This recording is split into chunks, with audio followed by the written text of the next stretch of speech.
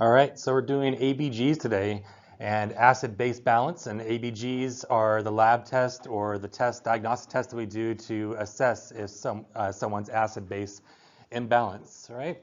And it is really a balanced scale. So you take away bicarb or you take away CO2 or you add CO2, you add bicarb, and that's going to change your pH. Those are those are the only two things that are going to affect the acid-base balance. So you have to be able to interpret the ABGs, all right? So it's not like interpreting squiggly lines and EKGs. So it has what one third the letters EKG, ABG, but it's not the same complexity. So we gave you like 2 weeks to contemplate your life and EKGs. So then now ABGs you'll be to understand in the next couple of days. All right. So ABGs. All right, so these are your normal values here. So ABGs are, and you have to know these, all right? So yes, the NCLEX gives you normal values, but to interpret ABGs, you have to know these guys here for the exam, all right? So pH is 735 to 745. There's no other way around that. You learned that in physiology, and we're just going to recap these numbers right here. I think these numbers are given to you in physiology as well, but either way, 735 to 745 is your pH. Anything outside that is going to cause problems, right? Especially if it starts getting, really, really low. So what is really low? 720 is extremely low, right? 70 is really low. 698 is almost incompatible with life, right? And 680 is probably one of the lowest ones I've seen, right? 6.80. But then that's very, very, very, what is that on a pH scale from all of your undergrad stuff or under your prereq stuff? What does a low pH mean? Acid stuff, right? So acidosis is what we call it in the human, right? So they have acidosis. And now you have to figure out, well, what caused the acidosis? Why do they have a low pH, right? And it's one of two elements. What are the two elements again? It's either a CO2 problem or a bicarb problem. And they have, if it's a CO2 problem, we identify it as a respiratory problem. So a respiratory acidosis, right? If it's a bicarb that's causing the pH to be what? Acidotic, less than how much? Less than 7.35. Then the bicarb's doing that. That's called a metabolic acidosis, right? So the other side is alkalosis, right? So if we are above 7.45, that's considered alkalosis, right? And then what caused it? Was it the bicarb or was it the CO2, right? If it was the bicarb that caused the problem, we call that a what kind of issue? A respiratory metabolic issue? A metabolic, right? And if the CO2 was causing that problem, it's a respiratory problem, right? So CO2 you want to think of as an acid at all times, right? So CO2 is an acid, all right? When CO2 mixes with water, it's going to form into carbonic acid, right? That's its name when it's inside water. When it's dissolved in water, it's carbonic acid, right? So CO2 and water. And we want it's going to take a long time for it to become acid, but we have an enzyme, carbonic anhydrase, which escalates that, because if you dissolve CO2, and like chemistry-wise, just a gas inside water, it's hard to transport it, right? So, but if we make it have a charge, a negative or positive charge, now it can float through the bloodstream just fine, because water has polarity to it, right? It has a negative and positive end. So you put it into an ionic form, it's going to transport much quicker throughout the body, right? So we have this enzyme, carbonic anhydrase, available to convert CO2 that gets produced where? Where does CO2 get produced in the body? Lungs? No, lungs are what exhale the CO2. Your lungs are a garbage system for CO2. Where does CO2 get made in the body? Cells? All cells produce CO2. Specifically, where are the cells?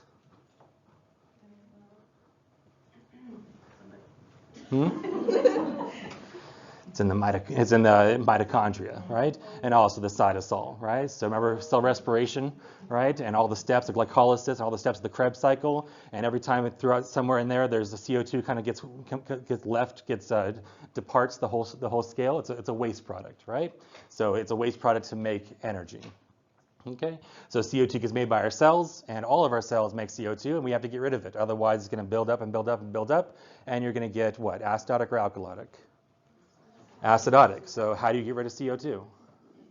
through the garbage chute, right, which is your mouth. Anyways, you're gonna exhale the CO2, right? If you exhale much faster, you breathe super fast, you're gonna blow off a lot more CO2. If you breathe very, very slow, you're not gonna blow off that CO2, right? It's gonna stay behind, and then it's gonna percolate, and it's gonna percolate to the point of acidosis. Okay. All right, I turned off all my dings. I'm not sure why I'm getting dings still. Either way, 735 to 745 is our pH, and if we bring that down 35, 45, now we have our CO2 levels. That's nice. All right, so pCO2 is 35 to 45, and that kind of matches up with our pH, right? And CO2 is an acid, so if our CO2 is greater than 45, that's going to do what to our pH level? Nope, not going to raise it. So CO2 is an acid. You add more acid to something, it becomes acidotic. All right, you develop acidosis. You develop what kind of acidosis? Respiratory acidosis. And that's a pH of what, for example? Nope, above 7.45 is alkalosis. Less than 735 is acidosis. Okay, so you have to get that straight in your brain. There's all kinds of cute mnemonics out there to figure it out. But if you work it through, it's like, oh, I know if I know my pH scale at baseline, this is acidotic, that's alkalotic, it makes the same. All right. One of the mnemonics is ROME, R-O-M-E, right? Respiratory opposite and metabolic equal are the same. Okay. So if my bicarb goes up, what's bicarb? It's a base, right? And if you add more base to a solution in chemistry, that solution becomes alkalotic, right? So if I add more base, if I have a bicarb that's greater than 26, 28, 30, 34, 40, that's going to make my bloodstream what? Alkalotic, so metabolic equal. And why metabolic? Well, bicarb is involved in metabolic processes, right? And if you have too much bicarb, how do you get rid of that? Do you blow it out? No, you don't exhale it or inhale it or anything. Bicarb gets disposed of where? Extra bicarb. You pee it out, right? You can't poop it out, right? Your bloodstream does not go, your GI system is one way, right? You know, if you're pooping out blood, that's a problem, all right? So you're going to pee it out, right? If you have extra bicarb. If you have too little bicarb, your kidneys are going to conserve it. They're going to take the bicarb and they're going to put it back in the bloodstream and get rid of the acids another way. Okay, your bicarb is your baseline. It's your way of neutralizing acids that might get produced by your body. And what acids might get produced by your body that you don't want? Ketones are a good one. We'll talk about diabetic ketoacidosis later today with diabetes. All right, so ketones, there's 3 ketones. What are the 3 ketones names for extra credit? No extra credit today? Okay. All right, so beta hydroxybutyric acid, acetoacetic acid, and the third one is just acetone. So the 2 out of the 3 are acids. So if you're making ketones, right, you're going to have acidosis, right? And how are you going to neutralize that right now? Because maybe your kidneys will work in 18 hours or so and try to get rid of the acids. But right now we got to neutralize those acids, otherwise they're going to cause problems, all right? So what kind of problems do they cause? We'll talk about that coming up and what happens if your pH is too low or too high. And what would happen? Would your pH be low or high with ketone development? It'd be very low, right? You develop acidosis. All right, so that's bicarb. Bicarb is a base. It's going to cause alkalosis. If you ingest through your GI tract a whole bunch of bicarb, right? Like Tums, right? Alka-Seltzer.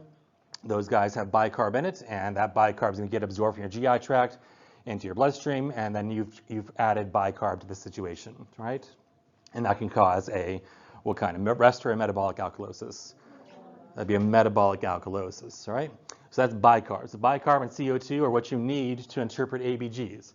What about PO2? No one cares, all right? PO2 is not going to help you interpret ABGs at all. It will tell you, it kind of gets you a clue about what caused the ABG. If the PO2 is super low, it could actually be a metabolic or a respiratory problem. So we'll get into that as far as causes. But PO2 is just there as more information as what caused the ABG to be the way it is, right? But it's not for interpretation purposes. As far as whether it's metabolic or respiratory, you can't say, oh, the PO2 is low, it's respiratory. All right, it could be a respiratory problem, but the respiratory problem can go down 2 avenues. It can cause a metabolic acidosis because their infection is so bad that's creating another acid. What's another acid that comes from infection? lactic acid, right? It could be that bad of an infection that's causing metabolic acidosis. That acid, lactic acid, gets neutralized by what? In the body, what's there at baseline to neutralize acid that get produced out of nowhere? Bicarb, right? And the bicarb goes where? Down or up if you have excess acids being produced. So go down. If my bicarb goes down, right? Rome, metabolic equal, it's a metabolic problem, right? That means I'm going to have a what? An acidosis or alkalosis, a metabolic acidosis or a metabolic alkalosis if my bicarb goes down.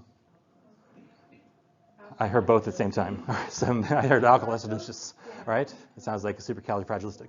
All right, so we have what? We have if we build up lactic acid from a severe infection, lactic acid is climbing, climbing, climbing. Our bicarb is going to neutralize it, and the bicarb level is going to go down because it's now neutralized, right? And since the bicarb went down, that's called an acidosis. I took away the alkaline. I took it away, right? So it's literally a scale. If you think of this of scales, and taking away the bicarb because it's neutralized acids, then that's going to be acidosis if you look at your pH. So I went on Amazon to buy a scale, and it said 17 inches. I was like, oh, that's huge, right? So this is our scale. I already lost some pieces, all right? Nice. All right, so these are our different acids and bases, okay? So what's an acid? CO2 or bicarb? So CO2 is an acid, so let's put CO2 on this side. We already have some CO2s there. See if we can level out this scale real quick. All right, so put the little scale there. You can buy this on Amazon for $9 for your study group. So that's pretty cheap. It must be huge. All right, so 2, 4, missing. We've got an extra one over here, sort of. Now it's off. Let's see. There we go, sort of. All right, cool. So now our pH is neutral. What's a neutral pH? 7.35 to 7.45, right? So pH is 7.35 to 7.45. Okay, so 7.35 to 7.45. And then if we take away bicarb, what's going to happen? You get what? Acidotic. You get less than 7.35, or you get towards 7.35. If you notice up there, there's true north in green. That's what the absolute normal is. Absolute normal for a pH is 7.40. Okay. And when you talk about chemistry in terms of ranges, right?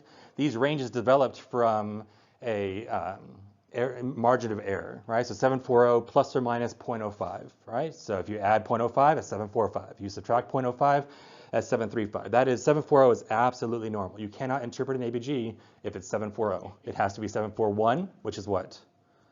Alkalotic, or 7.39. It could be 7.395, but is it less than 7.40 or it's greater than 7.40 would tell you if it's acidosis or alkalosis, right? And then what about bicarb? So bicarb is 24 plus or minus 2, all right? So that's 24 to 26, and then 24 minus 2 is 22. So our range is 22 to 26. Some books tell you 22 to 28. It's like, how'd you do that?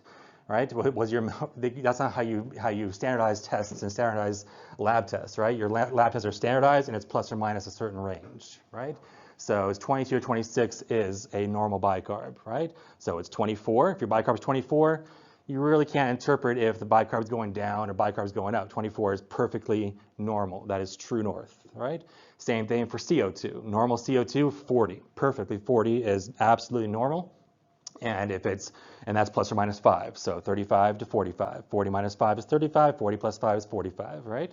So if we took away bicarb in this scale example here, right? So what if we add, so what's some other situation? We take away CO2, right? So how do you take away CO2 in somebody? You take the breath away, right? So how do you take the breath away?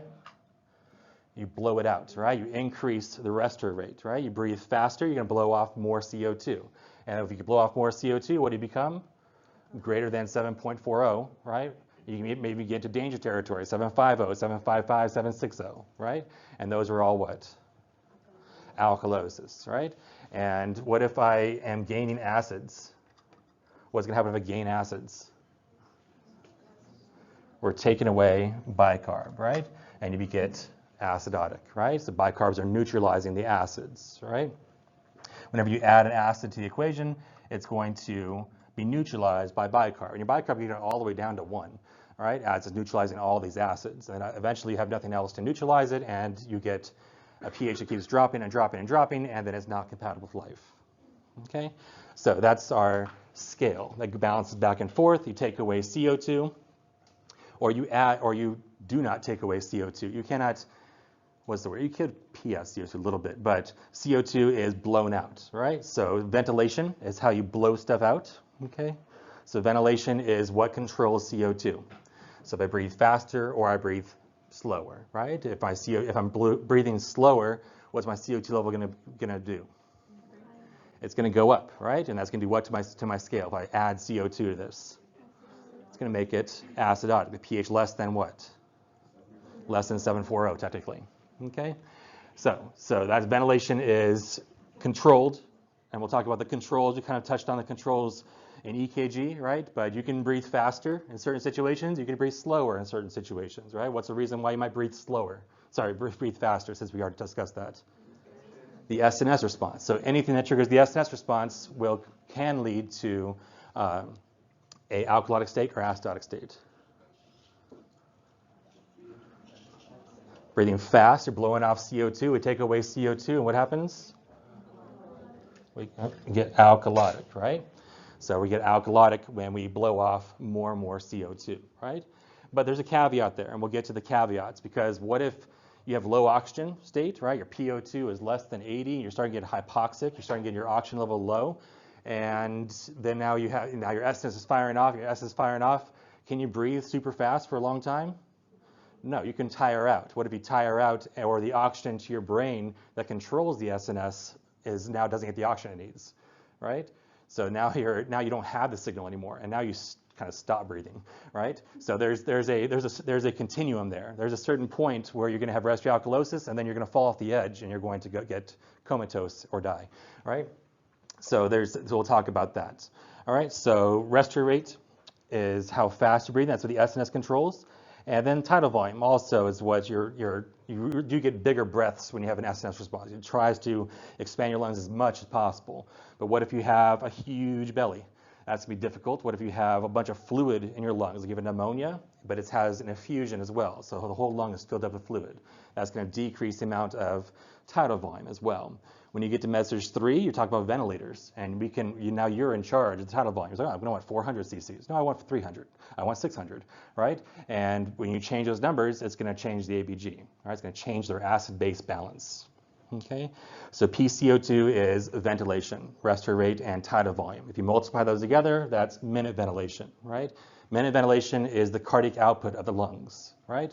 Cardiac output is how fast your heart's beating per minute and how much blood is going out per minute.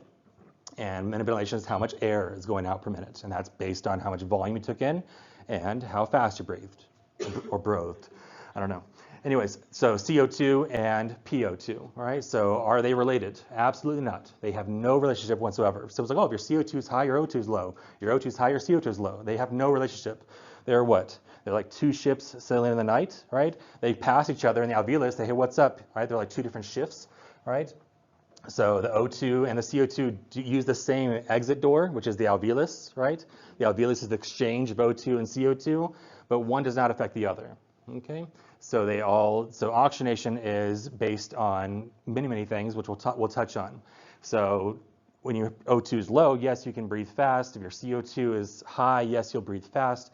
But they are two separate things. There's two separate chemoreceptors in your body. One's in your brain, and one's out in your carotid bodies and your aortic arch, right? So your CO2 and O2 are just two different things that are working together, right? Two different departments. Okay, they have no relationship. O2 goes into the cell, into the mitochondria for the cytochrome system, all the way through all those different little deals there, and then out comes CO2 as part of also the cell cycle, the cell respiration cycle. Okay. All right, so what else? So oxygenation, you can measure oxygenation. You can see how well someone's oxygenating based on their PO2 and also based on their O2 sat. All right, so we'll talk about O2 saturation and we'll talk about PO2 and what those entail. All right, because if PO2 is low, that's a problem. You got to address it. But if PO2 is high, that's also a problem. We have to address that as well. That's not cool. All right, so saturation. So what is the normal saturation? 80 to 95. Why not 100? We'll talk about that, right? But you get O2 toxic if your sat is more than 95%. All right, if you are putting oxygen on someone to get their sat more than 95%, that's a problem. Okay, so we'll talk about that. So you can measure the saturation on the ABG. There's 3 different ways you can measure saturation, but you can measure just on the pulse ox, right, on the finger, and you can also measure it on the ABG. Okay, and of course you can measure the arterial saturation, you can measure the venous saturation. Right now we're just talking about the arterial side. All right, it gets more complicated when we talk about the venous side because there's venous BGs or VBGs also. All right, so yeah, so what affects oxygenation is hypoxemia is a big factor there. Okay, and we talked about what affects the bicarb, right? Bicarb is affected by different things that create acids, right? Or there could be things that make you get rid of bicarb. Why would you get rid of bicarb? Bicarb's good. It's there to neutralize acids, right? But if we take away bicarb, or if we add bicarb, right, that's going to make us what? Alkalotic. Why would we add bicarb? How would that happen? Tums, right? Someone overdose on Tums, that could do it, all right? So that's kind of rare, but it can happen, right? And there's other ways you get rid of bicarb. But how's another way you can get rid of bicarb? What's that? Dialysis? No. Usually dialysis patients are acidotic at baseline. Diarrhea. Yes, you can poop it out. All right, you poop out your bicarb. All right, so if someone has diarrhea, they're pooping out bicarb. And we'll talk about how that works. Okay? Not how diarrhea works, but how that will reduce your bicarb. Throwing up causes what? Alkalosis, right? What's in your stomach? Hydrochloric acid, right? And your body makes the hydrochloric acid, and then it reabsorbs it in the duodenum, right? It's a whole cycle, right? If you throw up the HCl, it's like, what'd you do? I made that, right? So then you're going to get a loss of hydrogen ions, right? You lose hydrogen ions, what do you become? You become alkalotic, right? So vomiting equals, alkalosis, right? Vomiting is alkalosis, right? Yes? So sorry, clarification. So you said you pee out bicarb, but then you say you also poop it out. Is it just because it's watery? So your kidneys are smart, right? Your butthole's not smart, all right? So your kidneys are able to adjust based on the pH. Right? Your kidneys are able to take in more bicarb or get rid of more bicarb based on the acid-base balance. Right? Your rectum's like whatever. It's a storage place. Right? So yeah. So if you have diarrhea, that can do it. Okay. All right. So we'll talk about GI causes of gain of bicarb or loss of bicarb. Okay. Or loss of acids. But usually bicarb most commonly is affected by yes, GI stuff, but also we have pathologies. We have a buildup of lactate. Where does lactate come from? From infection, severe infection, right? And severe sepsis. Sepsis is an infection that's made its way to the bloodstream. Okay? And then we have decay. Which one of those threes, what does decay stand for? Diabetic ketoacidosis, right? So that causes acidosis, right? From the ketos, right? So the ketones are what cause the acidosis, right? And then renal failure. So we'll touch on renal failure. We'll talk a lot more about it on the last lecture, actually. We talked about chronic kidney disease, but in renal failure, you cannot pee out acids. So if you cannot pee out acids, you're going to gain acids, right? Also, the potassium plays a role here. Potassium plays a role in the heart, plays a good role in ABGs as well. If you can't pee out potassium, you're going to get what? Hyperkalemia. Yes, if you don't pee out the potassium, you will get hyperkalemic. And then what will happen? You'll get acidotic. And we'll explain the mechanism for that. I mean, you can memorize that. If you've got a acute mnemonic, please share it, right? But otherwise, we'll explain the reason why you get hyperkalemic, right? So the purpose, again, of this lecture is to explain the why, so you get the right answer every single time, right? So you're not going back and forth. You can only remember so many mnemonics up to a certain point. Okay, so these are normal values. And again, when I was in nursing school, I had to think, bicarbonate. That's 11 letters. 11 times 11 or 11, times 2 is 22, and then bicarbonate is 4 syllables, 22 to 26. Yes, all right. So whatever you got to do to remember the numbers, go for it. Okay, but up to a certain point, you only remember so many mnemonics.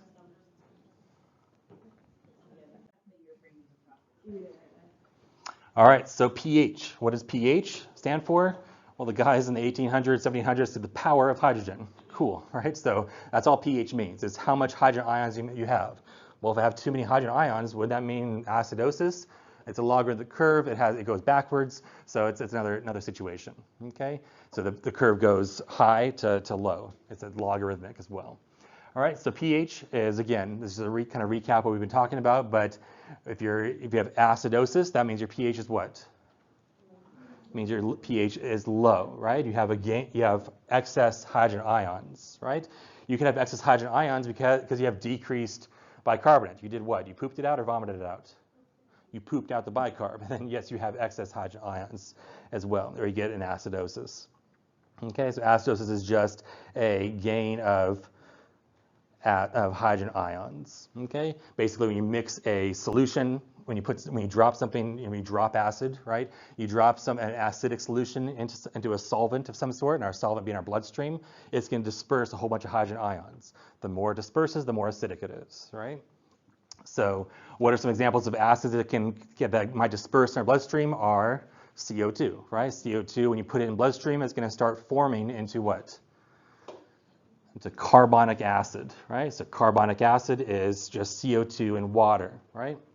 You mix CO2 and water together, it's going to make carbonic acid, right? And that acid will then cause our pH to go which direction? Up or down? Cause it to go down, right? And why would you get excess CO2 in your body, right? You can't buy CO2 on the shelves, right? You can buy CO2 coconut water. But what else? Why would you have CO2 build up? Because you're breathing fast or breathing slow? You're breathing slow. You're hypoventilating, right? You can explain that many, many different ways. As long as they are breathing slow, that is the key mantra, right? So they're breathing slow. That means maybe their diaphragm doesn't work. Why would their diaphragm not work? Myasthenia gravis, fancy pants over there. All right, so myasthenia gravis, they got an autoimmune response against their acetylcholine receptors in the neuromuscular junction. Yes, that would cause your neuromuscular junction to be unable to respond to acetylcholine and therefore cannot contract, and therefore diaphragm can't go down. Diaphragm can't go down, that means I cannot breathe good, right? So paralysis of my diaphragm of any sorts, myasthenia gravis, Guillain-Barré, paralysis, C345 injury, anything that makes my diaphragm not move is going to cause hyper or hypoventilation. Hypoventilation, right? So that means it's a respiratory problem or a metabolic problem. That's a respiratory problem. So if CO2 caused the problem, right, meaning it's high or low, that's a respiratory issue. And if it's a respiratory acidosis, that means my CO2 is going which direction, up or down? No, if I have a respiratory acidosis, my CO2 is going up, right? Because I'm not able to blow off the CO2. I'm not able to exhale enough CO2 per minute, right? So CO2 is a respiratory problem. What about bicarb problem? All right, so we have a bicarb that's, when would bicarb problems cause acidosis? When the bicarb is high or low? When the bicarb is low, right? Why would the bicarb be low? Maybe I did what? I vomited it out or diarrheaed it out? I diarrheated it, right? So I lost it with GI, with the diarrhea, right? What if I have a fancy way of getting rid of having diarrhea, right? That's where I put a hole in my belly and I attach my colon to it, right? That's called a colostomy, right? And I just have excess colostomy output, right? Or excess ileostomy output. Where's the ileostomy at? Where's the ileum at? It's distal to the duodenum and proximal to the jejunum, right? It's small bowel, right? So as we'll learn, we have a slide on GI. The pyloric sphincter is what defines whether you're going to get acidosis or alkalosis, right? If you're losing stuff after the pyloric sphincter, you have metabolic what?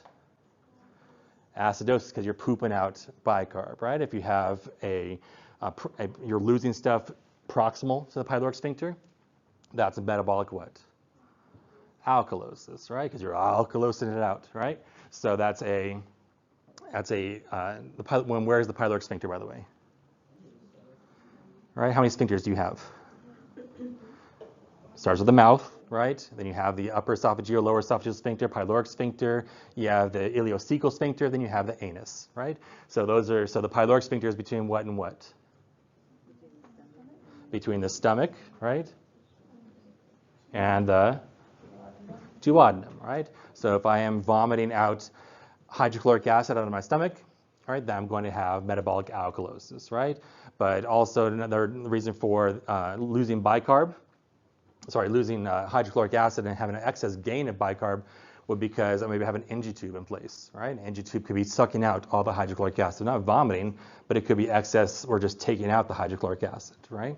So you'll see that under metabolic alkalosis there when I have excess NG tube output, okay?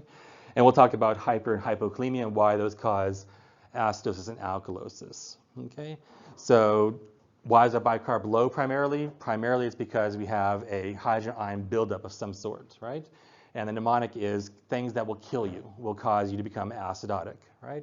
So, well, this has come up many times, but K being ketones, I being ingestions. You can ingest many, many things that might cause you to become acidotic, right? Like acetylsalicylic acid. What is that? Aspirin, right? Someone takes too much aspirin, they're going to get metabolic acidosis. Someone ingest polyethylene glycol or ethylene glycol. Polyethylene glycol is Miralax. What is ethylene glycol? Just one poly off. Who's a mechanic in the room? Antifreeze, right? So someone ingests antifreeze, they're going to get metabolic acidosis. So ingestions can be it as well. And you'll learn a lot more about ingestions and the antidotes in Med-Surg 3. But the ones we'll talk about are ketones a lot. And then, of course, we'll talk about U, which is uremia from kidney failure. The uremia itself, the BUN, doesn't cause it, but the kidney failure definitely is a big cause of acidosis, right? And what's the L stand for? So K for ketones, I for ingestions, L for lactate. Right? When does lactate happen? We have severe infection, so you have sepsis. You can do it. Also, hypoxia can do it. So low oxygen to our cells makes them go through lactic acidosis, right? The Krebs cycle shuts off, right? The mitochondria is closed for business, and now it's under on night duty, right? And only the cytosol can be responsible for making ATP. And it's going to cash in as debt, right? It's like you're waiting for your paycheck to come. So you're like, yeah, I'm going to build up some debt, some lactic acid, right? And lactic acid builds up and builds up and builds up. And then once the shops are back in line, you get your paycheck, then you cash it, right? You're going to cash in the lactic acid for pyruvate, and the pyruvate's going to then give you ATP. But what if the O2 never comes, right? The mitochondria never open up. Now you have lactic acid build up, and lactic acid itself is going to cause acidosis. What kind of acidosis? Metabolic or respiratory acidosis? A metabolic acidosis. And then now with lactic acid buildup, I got metabolic acidosis. And why is that bad? Why is pH less than 7.35 a big deal? We'll talk about it here shortly. Let's just finish the alkalosis section, right? So alkalosis, we talked about GI reasons. But then what about I'm gaining bicarb, or I'm vomiting up hydrochloric acid, right? That's really the big one, and the most common one you'll see in the hospital is someone's getting too many potassium-wasted diuretics. So hyperkalemia, like high potassium, causes acidosis. Low potassium causes alkalosis. So I have a whole bunch of medications that can waste potassium, right? So diuretics being the most popular one, right? What's an example of diuretic that might waste potassium? Furosemide, right? So pretty much all of your diuretics are potassium wasting except for 4. Right? So as long as you know those 4, then everything else wastes potassium. Okay? And we'll talk about that. Okay? So what happens if your pH is outside normal? What if it's greater than 7.35 less than 7.35 or greater than 7.45? Well, all your proteins in the whole body operate between 7.35 to 7.45. If you are outside of that, they become what's called denatured, right? Denatured means deformed. It's a fancy way to say deformed, right? Usually your proteins, they bind to something and they do something, right? And if a protein can be an enzyme, or a protein can be a signal, part of a signal pathway. It has all kinds of different functions throughout the body, right? So what's the protein that's in the red blood cells? Hemoglobin, right? What if that hemoglobin gets deformed? It can no longer hold 4 oxygen molecules. That's a problem, right? Now you can't transport oxygen. What if you have a protein in your brain, like a neurotransmitter, like a receptor site, right, for norepinephrine, right? Now it doesn't work good, right? And you can no longer squeeze the alpha-1 receptors, and now you get vasodilation, right? And the actin myosin, they can no longer engage and contract, they relax, all right? So in acidosis, you get hypertension or hypotension. Hypotension, because all the vessels can no longer contract because the pH is abnormal, right? The pH is not optimal, so the actin-myosin in those vessels can no longer operate, so they just give up. They vasodilate, right? Alkalosis and acidosis can. Acidosis is much more common, right? It worked really hard to get alkalosis, okay? But acidosis is usually our problem many times in the hospital setting, okay? For like metabolic at least. All right, so, and I guess respiratory for that matter. Anyways, so optimal pH is 7.35 to 7.45, and you have I remember we talked about the cell respiration. You guys are always, you're like zoning out whenever I say cell respiration, glycolysis, Krebs cycle. But there's at least 33 steps there, right? And all those steps require enzymes and that's to form energy, right? So you form the energy for what? Why do you need energy in the body? Do body stuff, such as catabolize, right? Or anabolize. Which one is it? So catabolism is the breakdown of stuff, right? And anabolism is the formation of stuff. So what do we form? We form other proteins, right? So we form other enzymes. We form more hemoglobin. We form more proteins for body functions, right? So if we have acidosis, we can no longer do those things. We can no longer make energy. We can no longer make things we need, such as white blood cells to fight off the infection in the first place, right? So we need to have an optimal pH to do these things, right? There's cell respiration enzymes, there's protein synthesis enzymes. All these things are related, right? So hemoglobin, we talked about, can't carry oxygen, can't make ATP, can't make ATP. Lactate builds up, and now we're back to square one. Now we have it's a self-fulfilling prophecy, right? What else? Protein carriers. We got in our CNS, we have all kinds of little protein channels and neurotransmitters flying around, so now you get altered, right? You can no longer do things properly. You get confused, in the elderly especially, right? And what else? You can get seizure activity, because remember all your membranes have a resting membrane potential, and then once they reach threshold, then you can then carry on activity, right? Well, you have those little channels there, your K channels, your sodium channels that are open or closed, right? And they keep that membrane potential nice and even. What if they get destroyed and denatured? Now you can no longer do that, and the membrane potential reaches higher and higher and higher until you get a seizure, right? And then to the point where you get the seizure usually abates, and now you're comatose. Okay, the kidneys, your kidneys can no longer function well. What do your kidneys do? They pull things. It's like a trash picker at Trader Joe's, right? That goes in the bags. Oh, this is good. Expires tomorrow, right? So they go in there and they go through the trash, right? They go through the urine. Everything is dumped in the urine except for what? Everything goes through the glomerulus into the tubules except for blood, right? You should not be peeing out blood. And what else should you not be peeing out? Protein. No, glucose is fine. That's perfectly fine. But you should be not peeing out protein at baseline, not peeing out RBCs at baseline, right? Should you pee out glucose at baseline? No, because you have little protein channels that grab the glucose out of the urine and put it back in the bloodstream, right? Up to a certain point. I mean, if you're really going to overdo it, glucose will spill into urine, okay? And so the kidneys don't work, so you get electrolyte problems. And then the liver doesn't work. The liver can't do its function, so you start getting coagulopathic. That's one of the functions of the liver. How many functions does the liver have? 2. All right. Kidneys have, heart does, it pumps blood and it forms the hormone ANP and BNP, right? And the kidneys form erythropoietin, and the kidneys form activate vitamin D, and the kidneys filter urine. 3 functions, 4 functions, right? So how many does the liver have? Has more than 500 functions. Okay, never mind. So 2 is close. Coagulation is one of them, but there's many other functions the liver can't do, right? There's hundreds upon thousands of proteins that it makes to do things, right?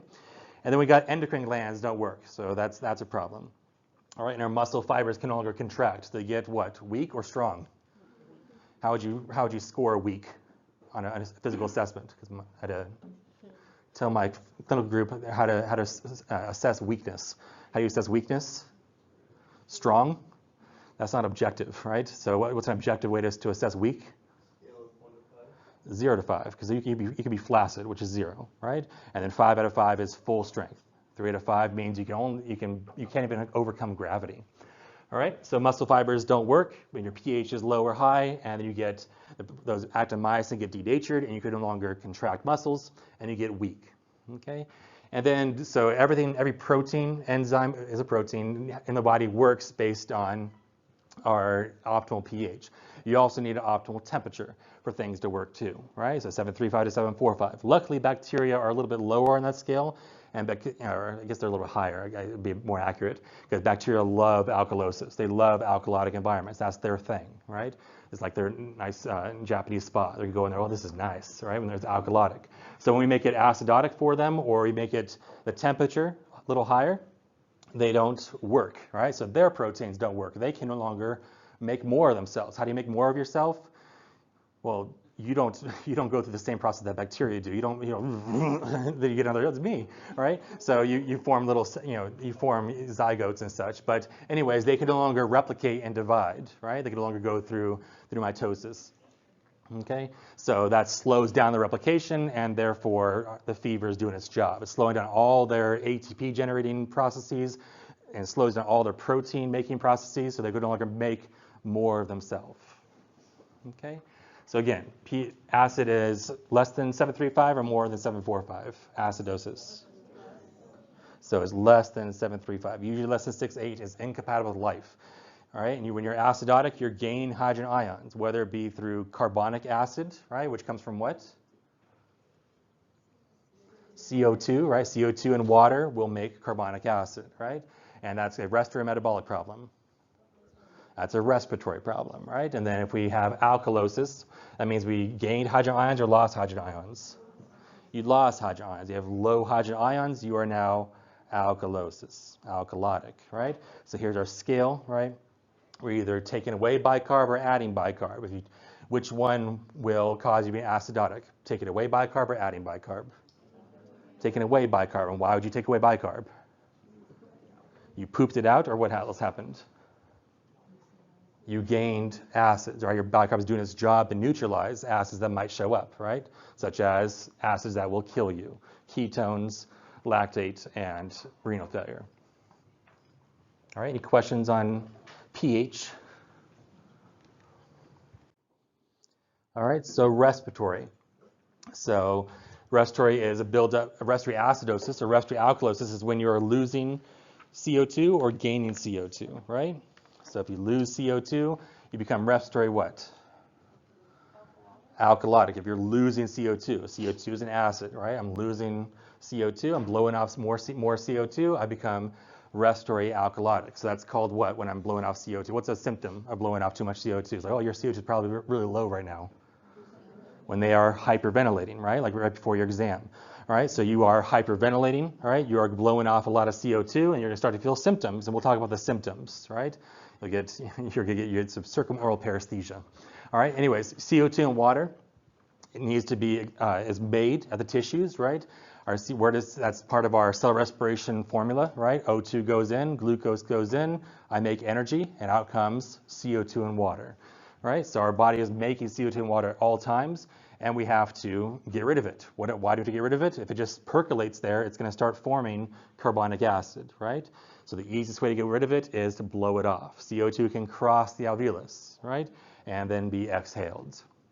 And then how does it make its way to the alveolus, right? Does it catch a little cab? It does, 30% of the time, all right? 30% of the time, it's going to be attached to hemoglobin molecules, right? So it's going to attach to the hemoglobin molecule, and just like oxygen attaches to the hemoglobin molecules, oxygen attaches to hemoglobin 97% of the time, right? And then CO2 attaches to the hemoglobin molecule 30% of the time, right? So where's the other, 70% at? Well, we've conformed in the actual RBC itself. You're not using the space, are you? All the space around the hemoglobin inside the RBC. Well, we'll make use of it, right? We'll set up camp, right? So what they do, how do they set up camp? And dissolve, right? So instead of like when you have your CO2 and water, it's like you have all your jackets. Like you came in today, you had all your jackets, you had all like 3 coats on, you had all your stuff, you had your umbrella, and then you're taking up a lot of space, right? So then how do you make yourself take up less space? You become ionic, I guess, right? You form yourself, you manipulate yourself and form yourself into carbonic acid, right? Into hydrogen ions and bicarb, because those are ionic. They have a negative and positive charge. That's going to dissolve much easier inside the cytosol, inside the RBC's cytoplasm, right? So you can see here, this big arrow, 60%, right, is CO2 in this process right here. We make with carbonic anhydrase, the enzyme makes that happen, It's like a line at Disneyland. It's taking a long time. If you just were to, it will happen eventually. But if you buy a fast pass, you have to buy them now, right? You buy the Genie Plus. Anyways, if you buy a fast pass now, then you're going to get yourself to the front of the line. That's like using carbonic anhydrase to get yourself to the front of the line, and now you're going to now be dissolved much faster. That's a bad ride if you get dissolved at the end. Anyways, then you're going to then make your way up to the lungs, right? And now it's going to reverse. Now it's much easier to form yourself into CO2 and water than it is to go the other direction, actually, right? That's why you need an enzyme for the other direction. But when it's time to get off the ride, right? You're at the lungs, you're at the alveolus. Now you're going to unload, and you're all going to go out the other direction, right? Form yourself into CO2 and water, and you're going to blow off CO2 gas, right? You don't blow off bicarb and hydrogen ions, right? Then you're like breathing fire, I guess, at that point, right? But you're blowing off CO2, and so the lungs is where we get rid of CO2. Okay, so 60% of it is stored as carbonic acid. All right, 30% is on the hemoglobin itself. It just attaches the CO2 molecule, is right there. No dissolution needed. Okay, and then we got 10% of it, so we're missing a little bit of percentage here. We're missing 10%. So the other 10% is dissolved in the bloodstream. Same process as in the RBC, it's dissolved in the bloodstream. So that 10% is right, we have a way to transport CO2 throughout the bloodstream to make its way up to the lungs, hopefully, and then get exhaled, right? So that little 10%, though, you can measure on a chemistry, right? So what's a chemistry? That's a basic metabolic panel, right? So every time someone gets a basic metabolic panel, you can measure the amount of CO2 there, sort of. So there's a little caveat there. So CO2 typically dissolved in the bloodstream as a atmospheric gas is very, very hard, right? Because it doesn't have that charge to dissolve easily. And when you do an ABG, you can actually measure that really small percentage, right? So 10% of our CO2 is dissolved in the bloodstream as carbonic acid, and then now we have the dissolved CO2 right there, which is like 3 to 5%. It's a very small piece of the big piece of the puzzle, right? And that piece right down there is what we get on the ABG. On the ABG, we measured that little tiny little piece, and that normal value should be what? Normal pCO2 is 35 to 45, right? What about the other big 95% of that carbonic acid? That is actually what's on your chemistry. Your chemistry analyzers down in the lab, they measure dissolved carbonic acid, right? So, well, that's CO2, isn't it?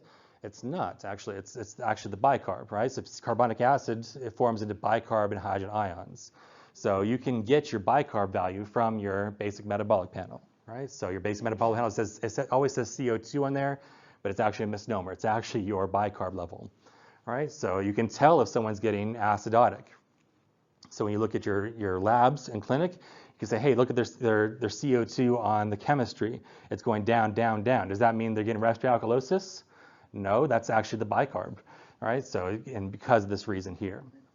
So if you look at the back of your little planners, your little binders for clinical, if anybody has them with them, right? It says for CO2 on the chemistry, it says /bicarb, or I might even just abate that altogether and just say bicarb, right? So on your basic metabolic panel, you have a sodium, potassium, a chloride, and you have a bicarb level, all right? It's not the CO2. The CO2 is actually measured by what machine? By the ABG machine. The ABG machine measures actual CO2 gas, right? And that CO2 gas is what's actually dissolved in the bloodstream there.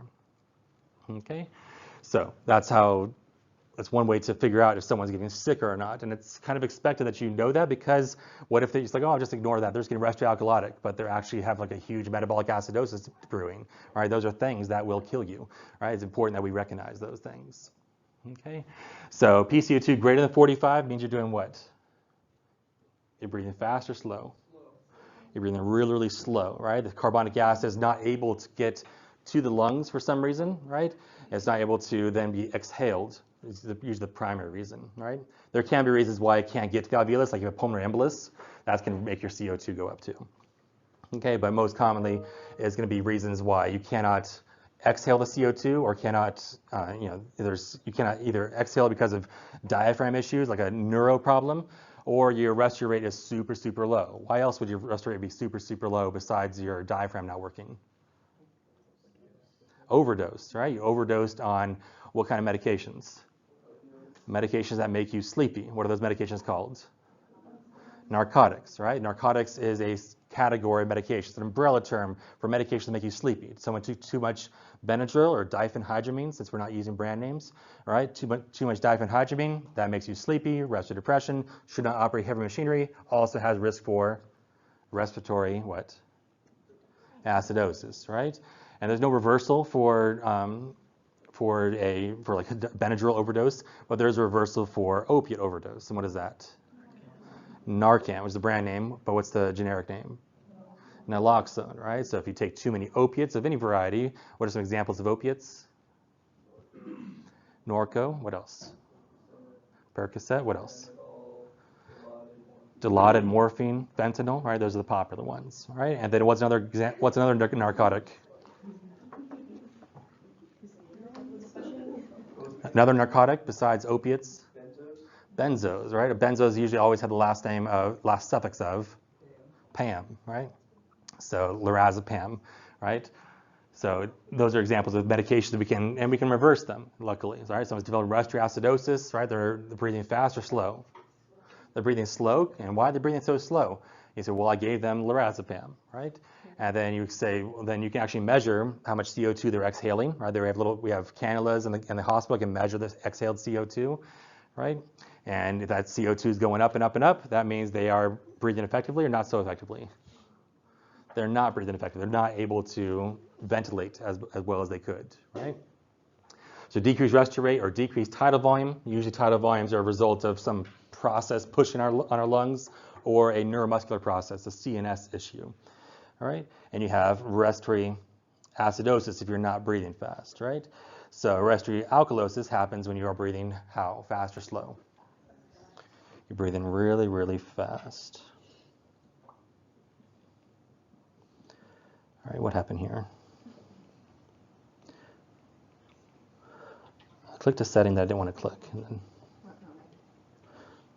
Okay, so you're breathing fast.